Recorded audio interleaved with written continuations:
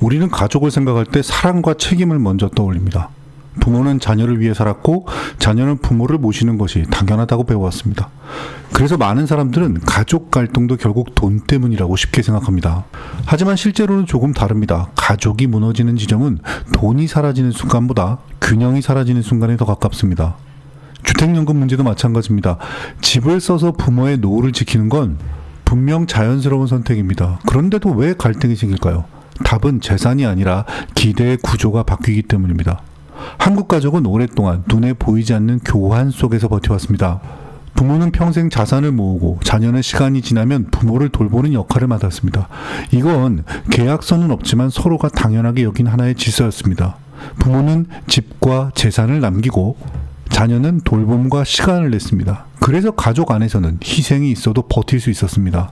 힘들어도 언젠가는 관계의 균형에 맞는다는 감각이 마음 한쪽에 남아 있었기 때문입니다.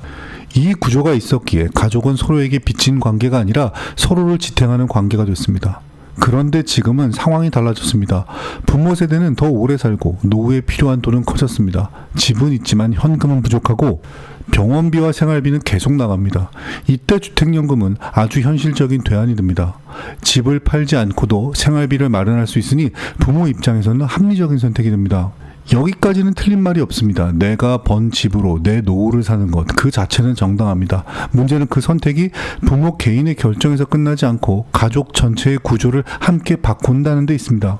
예전에는 부모가 떠난 뒤 집이 남았습니다. 하지만 주택연금을 쓰면 그 집의 가치가 노후로 조금씩 사용됩니다. 바로 여기서 자녀의 마음에 복잡한 감정이 생깁니다. 자녀가 바라는 것은 무조건 큰 상속이 아닙니다. 그보다 더 중요한 것은 그래도 내가 감당하는 책임과 완전히 어긋나지는 않겠지라는 균형의 기대입니다. 그런데 부모의 재산은 노후 생활비로 모두 사용되고 나중에 남는 것이 없다면 자녀는 조용히 묻게 됩니다. 그러면 이후의 부담은 누가 감당해야 하는 걸까? 이 질문이 무거워지는 순간은 간병이 시작될 때입니다. 생활비 문제는 숫자로 계산되지만 간병은 삶으로 치러야 합니다. 병원에 모시고 가는 시간, 응급 상황에 달려가는 시간, 식사와 약을 챙기는 시간, 직장과 가정을 조정하는 시간. 이건 돈 몇 푼으로 깔끔하게 끝나는 일이 아닙니다. 간병은 사람의 하루를 가져가고 결국 인생의 방향까지 흔듭니다. 처음에는 다들 말합니다. 부모님이니까 해야지, 가족이니까 버텨야지. 하지만 시간이 길어지면 마음은 다른 계산을 시작합니다. 누가 더 자주 가는지, 누가 직장을 더 포기하는지, 누가 주말을 더 잃는지, 누가 가장 많이 지치고 있는지. 가족은 이때부터 사랑만이 아니라 공정함을 함께 따지게 됩니다. 그래서 갈등의 본질은 재산이 줄어든 사실보다 책임이 한쪽으로 쏠린 감정에 더 가깝습니다. 사람은 손해 자체보다 혼자 떠안는 상황을 더 견디기 어려워합니다. 내 시간과 체력이 계속 들어가는데 그 끝에 남는 것이 아무것도 없고 형제들까지 거리를 두고 있다면 그 마음은 효도만으로 버티기 어렵습니다. 이때 자주 생기는 오해가 있습니다. 겉으로 보면 상속을 기대해서 화를 내는 것처럼 보일 수 있습니다. 하지만 속을 들여다보면 진짜 감정은 탐욕보다 억울함에 더 가깝습니다. 왜 나만 이 무게를 지는가? 왜 설명도 없이 내 삶이 당연하게 소모되어야 하는가? 바로 그 질문이 분노의 뿌리가 됩니다. 형제 사이의 갈등도 같은 구조에서 커집니다. 부모와 가까이 사는 자녀, 시간을 낼 수 있는 자녀, 성격상 먼저 움직이는 자녀에게 돌봄이 집중되기 쉽습니다.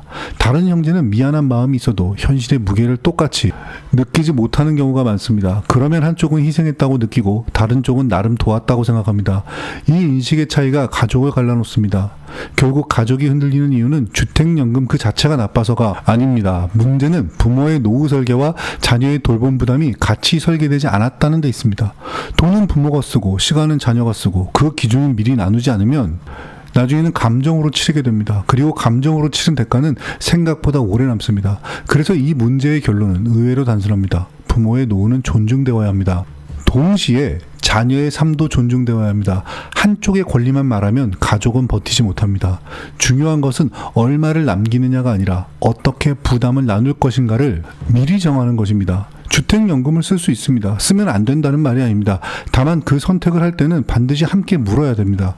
나중에 간병이 필요해지면 누가 어떤 역할을 맡을 것인지, 경제적 부담은 어떻게 나눌 것인지, 형제 사이 기준은 무엇인지, 부모 스스로 준비할 수 있는 것은 어디까지인지, 이 질문이 빠지면 제도는 노후를 살리지만 관계는 흔들 수 있습니다. 가족은 원래 사랑으로만 유지되지 않습니다. 사랑이 오래가려면 설명과 합의의 균형이 함께 있어야 합니다. 주택연금 이후에 가족이 갈등하는 이유도 바로 여기에 있습니다. 남는 재산이 없어서가 아니라 남는 책임이 불공평하다고 느끼는 순간 가족의 마음은 멀어지기 시작하는 것입니다. 그러니 진짜 준비해야 할 것은 주택연금 가입 자체가 아니라 그 이후의 가족 구조입니다. 노후 설계는 돈의 문제가 아니라 관계의 설계이기도 합니다. 부모의 마지막 시간을 지키면서 자녀의 삶도 무너지게 하지 않는 것, 그 균형을 미리 말해두는 것, 그것이 결국 갈등을 줄이는 가장 현실적인 해답입니다.